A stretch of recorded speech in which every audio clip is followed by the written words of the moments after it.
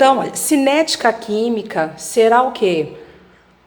A parte da química que vai se preocupar em estudar e medir a velocidade de uma reação química e os fatores que podem alterar essa velocidade, ou aumentando essa velocidade ou diminuindo.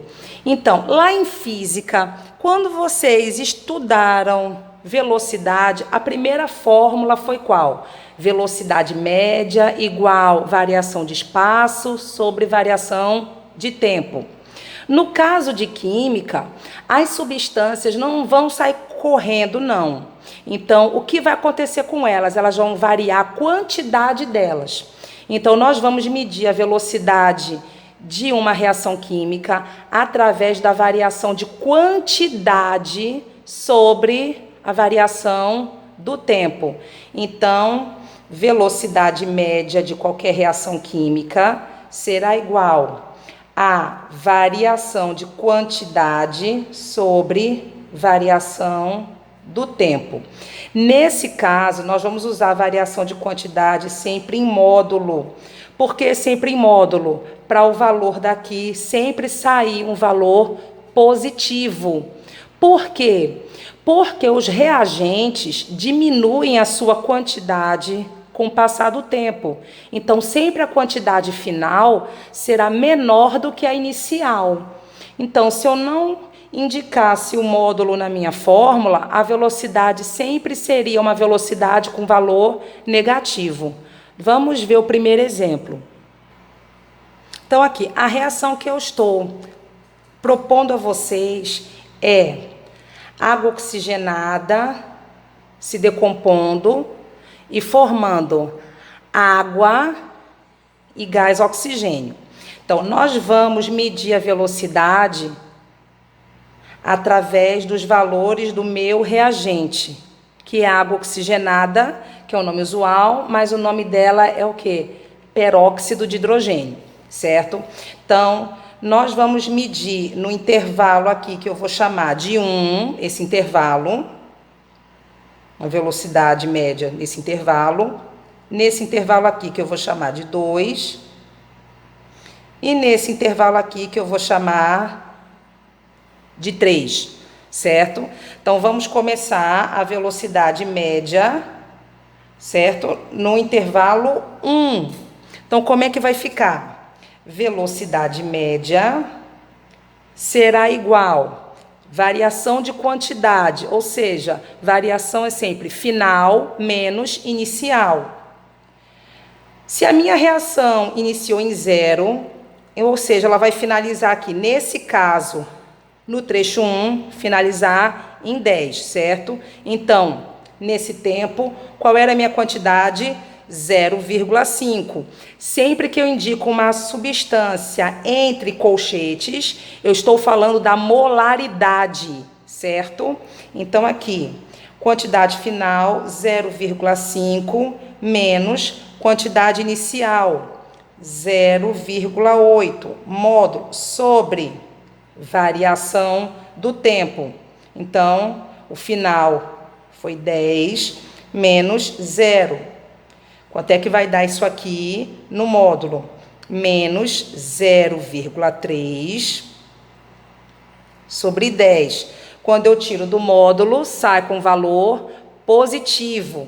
Então, a velocidade média nesse primeiro intervalo será de quanto? Se é dividido por 10, vem mais uma casa, 0,03. Isso aqui, a quantidade é em mol por litro, que é molaridade. Então, mol por litro vezes minutos.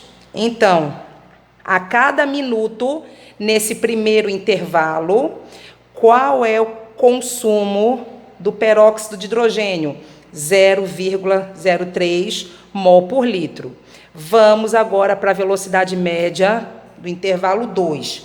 No intervalo 2, que eu tenho aqui, ó, velocidade média é igual, nesse intervalo, então, o final e inicial, certo? Quantidade final, 0,3, menos quantidade inicial, 0,5, sobre qual é o tempo? De 10 para 20. Então, 20 menos 10 vai ser igual a quanto? 0,3 menos 0,5 menos 0,2 sobre 10. Então, vem mais uma casa, fica 0,02. Se está em módulo, sai o valor positivo. Então, a velocidade média no intervalo 2, 0,02 mol por litro vezes minutos. Certo? E vou para o último intervalo que eu estou considerando. No 3, velocidade média é igual o final, que é 0,2, é a quantidade final, menos a inicial, 0,3, sobre o tempo final, 30, menos o inicial, que foi 20, fica igual a quanto aqui? 0,2 menos 0,3, menos 0,1 sobre 10. Então, a velocidade vai dar 0,01 mol por litro, vezes minutos. Aí vem a pergunta, e por que não ficou o mesmo valor de velocidade média? A explicação é o seguinte: conforme a quantidade vai diminuindo, a velocidade também vai diminuindo. É só lembrar como se trabalha em um laboratório de química. Quando nós vamos fazer pequenos ensaios em laboratório, nós utilizamos uma quantidade grande de um reagente ou uma quantidade pequena. É uma quantidade pequena, certo? Por quê? Ela vai reagir a uma velocidade menor e a gente consegue visualizar. Quanto maior a quantidade do reagente, maior é a velocidade. Muitas vezes é uma reação explosiva, então acontecem acidentes. Então, para evitar acidentes, a gente faz em pequenas escalas. E a gente verificou isso. Conforme a gente vai diminuindo a quantidade do meu reagente, a velocidade também ela vai diminuindo. E aqui, olha, se eu quisesse representar a mesma coisa, os mesmos dados de uma tabela em um gráfico. Então, por exemplo, se numa prova de vestibular não viesse a tabela, viesse um gráfico, então seria a mesma coisa. Vocês iriam interpretar da mesma forma. E o que se verifica num gráfico? Olha. Aqui, olha, o que eu fiz? O início da minha reação, 0, meu eixo. Qual é a quantidade de H2O2? 0,8. Após 10 minutos, a quantidade 0,5. Após 20 minutos, a quantidade 0,3. E após meia hora de reação, 0,2. Então, é a mesma coisa utilizar um gráfico ou então a tabela. O que eu quero agora que vocês saibam é o seguinte: quando eu estou mexendo com algum reagente, a quantidade com o passar do tempo ela vai diminuindo. Então, meu gráfico fica em sentido descendente. Quando eu estou analisando alguma substância que é formada, algum produto, então ela inicia do zero aqui, certo? Por quê? No início da reação ela não existia. Então ela começa do zero e a quantidade dela vai aumentando com o passar do tempo. Então, em cinética, um gráfico que esteja nesse sentido será um gráfico de reagente.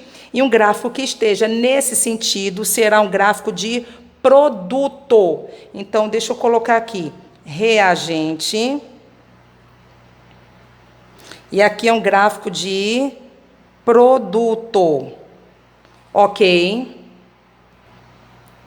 Então, para casa, eu quero que vocês resolvam a questão número 1 da página 156 do livro de vocês. Então, livro Marta Reis, segundo ano, página 156, questão número 1. Na próxima aula, eu vou discutir essa questão e continuar com o assunto.